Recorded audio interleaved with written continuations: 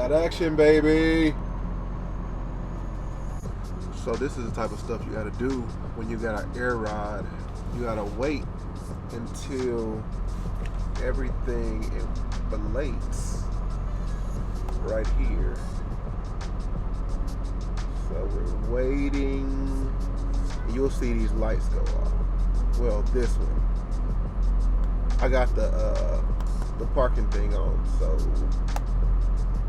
3, 2, 1. Y'all embarrassing me in front of the company. And there she goes. Alright, so we good to go. What's good, everybody? So as you can tell by the title of this video, I'm making this video to show you guys my non-CDL box truck setup. Alright, I'm gonna go ahead and cut the truck off right now because 1, we don't want to waste no diesel because it's high, and 2, so y'all can hear me. Good. Don't be like me. Remember to put your gas cap back on. This is my non-CDL box truck setup. Alright guys, so this truck is a Hino 268. Alright, so this is a non-CDL setup. How can you tell? Well, let me show you. In order for your box truck to be non-CDL, it has to have a gross vehicle weight rating of 26,000 pounds or lower. So as you can see, the gross vehicle weight rating, this top one right here, 25,950 pounds. All right, so that is how you find it on a Hino 268. Now I don't have a regular 268, I have an air rod 268. So that means I have air suspension, I have an air rod seat, and I got air brakes. What's the difference between that and the regular one? That's up to you to go and find out. But some states do require you to have a CDL to maybe even drive, or air brakes, something. I'm not for sure. Don't have me lying to you, but go do your research for your own state. But this is my non-CDL setup. All right, guys. So I just want to show you guys the interior of it real quick. Now, the first thing you're going to need is a fire hydrant. All right, this is going to be required for all commercial vehicles. You have to have one. Make sure that it's good, it's on the green, because if not, Doc can hit you for it. Now I keep gloves. This is just to pump diesel. If you got like sensitive skin, that diesel can burn you, or like, you know, cause your skin to flare up or whatever. So I keep those when I'm pumping gas, and it also helps when I forgot my gloves when I'm actually putting stuff in the back. But we'll get there in a second. I just want to show you guys the interior of everything. Let me take this key out. This battery gonna die. All right, guys. So this is my setup. So I keep a little blanket in here. I keep like a little blanket in here, along with a neck pillow just in case. Right now I'm not doing any over the road, but I just keep that in here. But this is what the inside of it looks like. Got the parking brake.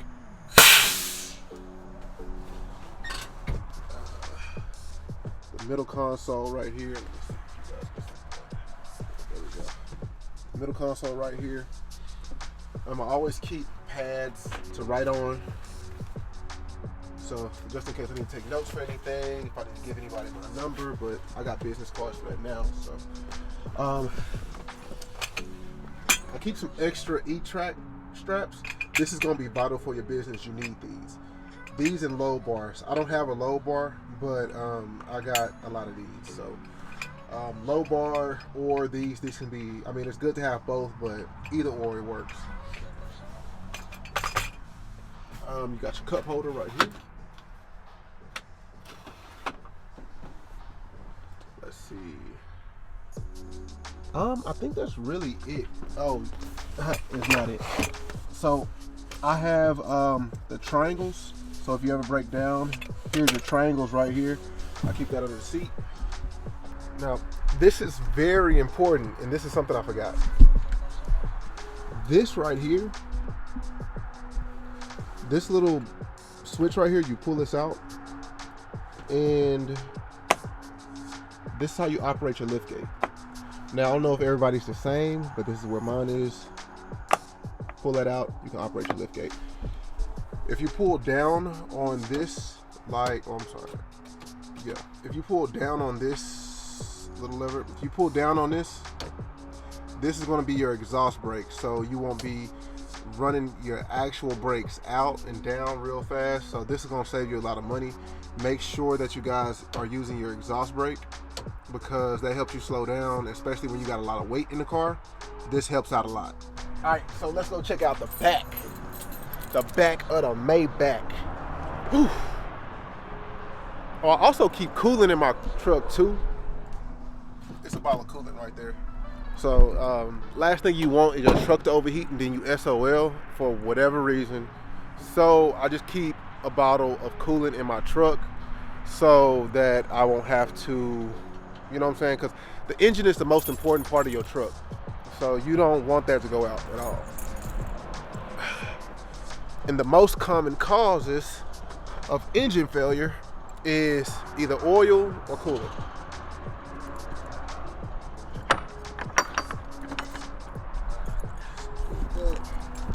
Let's raise this up.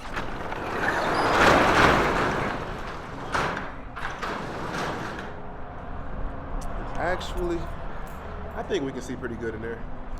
All right, guys. So here are some more E-Track straps. I should have had these put up a little bit better, but when you get your box truck, you're gonna need E-Track straps or E-Track mount in your car. I said in your car, in your box truck. So you're gonna need these E-Track mounts, all right? Now I got mine spread out. I got one up here, one in the middle, one kind of lower middle, and then one at the bottom. Now, I'm not for sure how many you guys got, but I feel like this is a lot better just because if you got any type of high lows or anything like that, this will help you, you know what I'm saying, secure the stuff at the top, especially if you got boxes that's like wrapped kind of shitty and it's like they only took it around with a saran wrap one time, and you know, you want to just make sure that stuff is secure for sure. So that's why I feel like it's very important to have a high E-Track strap mount. All right, guys, so we got the E-Track straps, and last and certainly not least, you're gonna need the pallet jack. This is how I got mine set up. I don't have to worry about it moving around or anything like that. Let's see. There we go. Boom. I paid $125 for this. A guy basically rebuilds pallet jacks out in Dallas. So I found him on, I think it was Craigslist. It's damn near new. So he replaced pretty much everything on it, and sold it to me.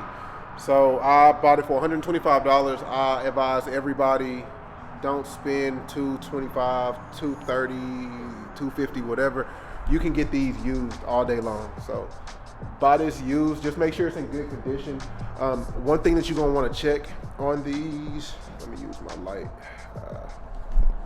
One thing you want to check is check the tires. Make sure the tires are good, because you're gonna start to see a lot of wear and tear on these tires. Make sure you guys can see that. But yeah, you're gonna see like a lot of wear and tear on these tires.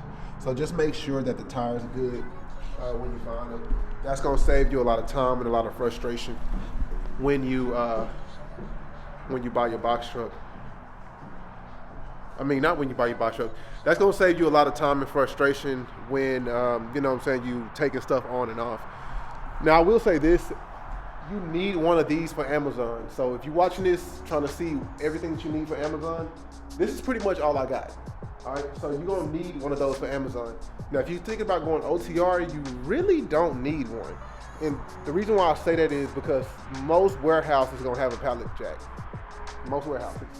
And then 9 times out of 10 is no touch freight, so they load you and unload you. So if you go on OTR, if you're getting your stuff off the load board, so. You know what, while I'm at it, let me show y'all how this liftgates work. Oof, I'm gonna jump, oh! All right. Let me show y'all guys how the liftgate works real quick. For those of you who don't know, now you do have to start your, damn, my voice cracked. You do got to start your truck.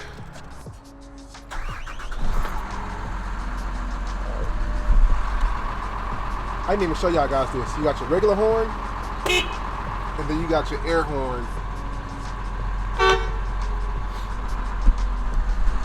That's kind of lit.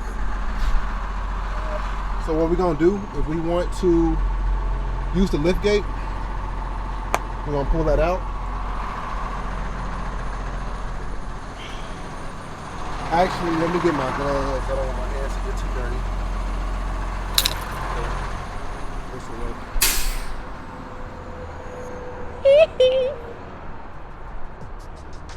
Alright, we'll come around, and then we're gonna use this lever right here. Now, I bet everybody's is different, but kind of the same. So, once I hit this, up, we got up and we got down. I'm gonna push this little switch right here down.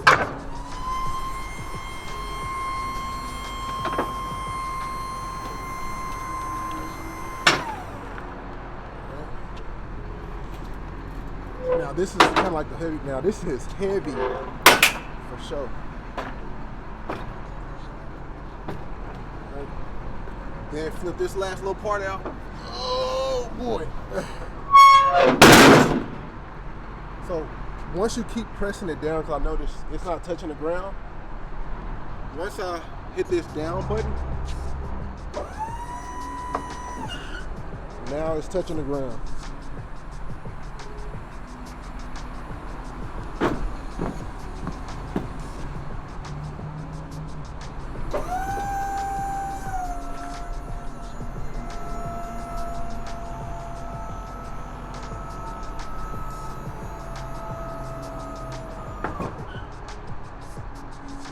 Look at that. Bada bing, bada boom. Alright guys, so this is how your lift gate works. I hope I helped somebody, because I didn't even know how to do this when I first started. So alright, and you put it up pretty much in reverse.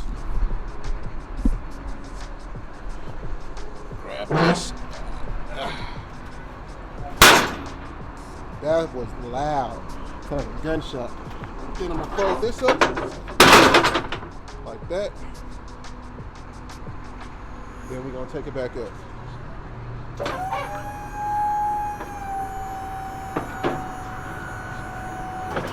And I just want to say this: when I do lift it up, I make sure it hits this right here. This little piece right here.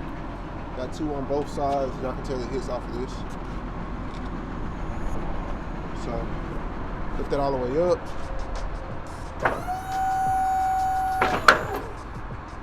All right. So everything is good.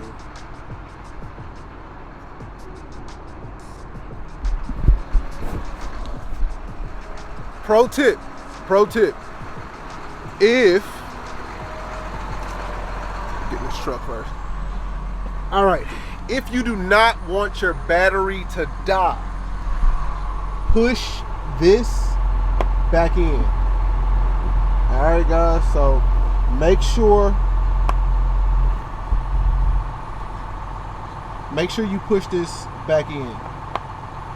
All right, because if you end up leaving that on, your battery will die. All right, because of course the lift gate runs off of the truck battery. So just make sure you push that back in. I made that mistake when I moved. I accidentally had that lift took off, so I mean, it won't die like overnight, but if you give it maybe a few days, it's gonna die for sure. But yeah, guys, that's pretty much it for this video. I guess last thing I would say that you need is a sturdy lock. I do have some clients that want me to keep freight over the weekend and then take it 50 miles away. And of course they pay you for it, but you don't want nobody breaking into your stuff.